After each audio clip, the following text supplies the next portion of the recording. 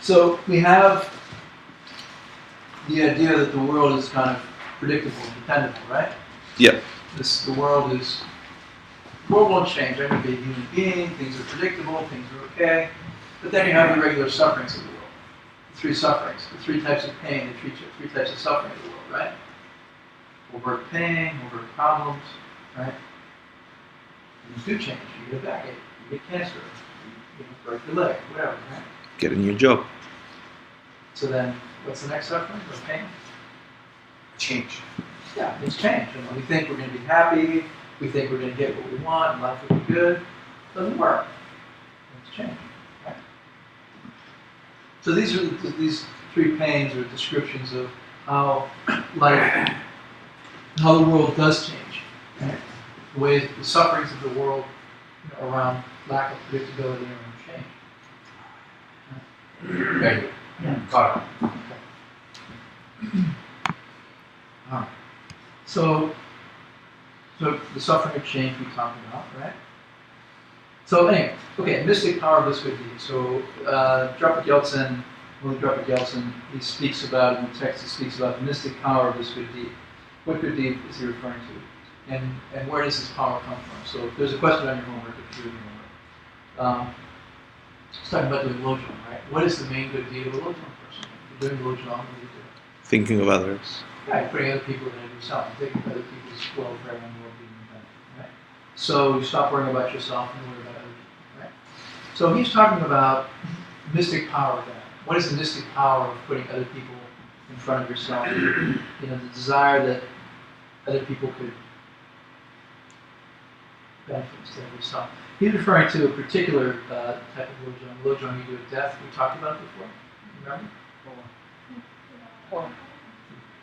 Oh, what's it called? Oh. What is the lojong you do at death? Remember what the lojong is you do at death? May I go to the hell realms? May you take their, or While you're dying. while you're dying, may this be the cause for them not dying. Yeah, so as you're starting to die, you have this attitude, this feeling, by my dying, by having all this pain of death, which is very painful, and I take on all the pain of all the death of all the living beings in the world so that they don't have to experience it. Right? So you're taking on all their pain, you're putting them to all their pain, all the pain associated with death at the moment of your death, right? May I die with that pain so that they don't have it. Right? Okay? Let me take other people's pain away from them as I die. Like that's an ultimate mystical action. It's called a mystical action. So, does that practice get other people enlightened? Does it mean that they die a pain-free death? No. Not from their own side, not from their perspective. You can't take other people's karma, right? You can't remove other people's negative karmas from them.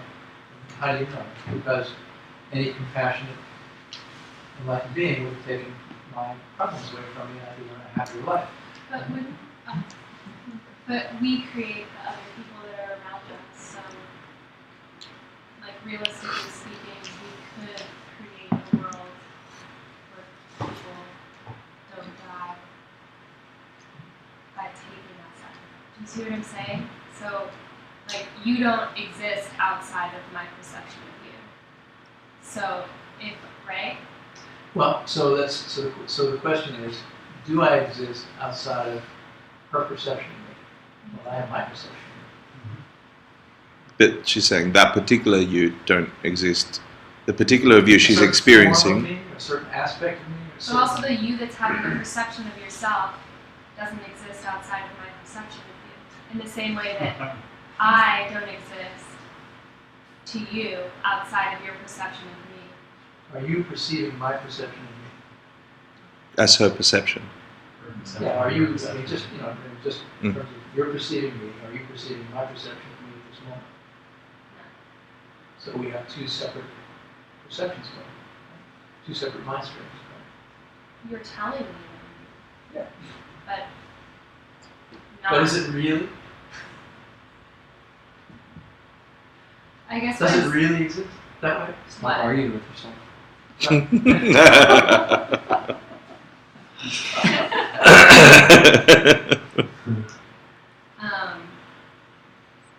So back to the death thing.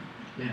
I forget. It's a very important question. It's a very good question. I forget where we were talking about this, but it was something along the lines of if you are constantly trying to repair relationships or build relationships, all of a sudden you're realizing that the people around you are all happy in relationships together.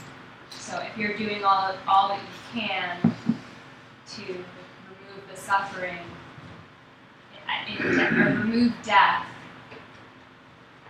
from other beings' perceptions, and the other beings' perceptions are only created by your perception. If you successfully do that, then you could successfully create a world where people aren't experiencing that. Are you experiencing this right now? Hell yes. Like, am I eating that, or am I seeing you? I'm asking you.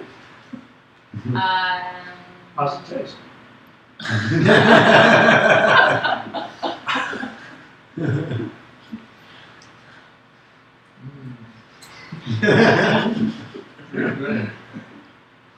What's the It doesn't flavor? have a taste, What's the flavor? I have a taste. but I'm not having it, Right. so it doesn't taste. For you. Right, but I'm the Well, only I- one that matters because it's my perception. I don't It's matter. creating What? my You reality. tell me I don't matter?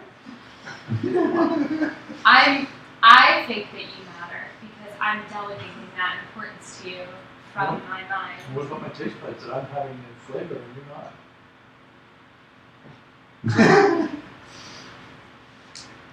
I don't know that person, I just told you. but that doesn't mean anything. Can you not know that taste buds touching chocolate have an experience and therefore presume that he will have a similar Do they experience? always? So this is the thing. If I say to you, I had some chocolate and it tasted good, and you say it doesn't matter, so what are you saying? I'm saying that, like, your reality Doesn't matter. can't intersect with mine because I'm not experiencing it. So, since my experience creates my own reality and my perceptions create, like, this solid experience, For you. for me, right? But I'm the only one creating this reality. For you. There are Yeah. multiples. For you. We're sharing.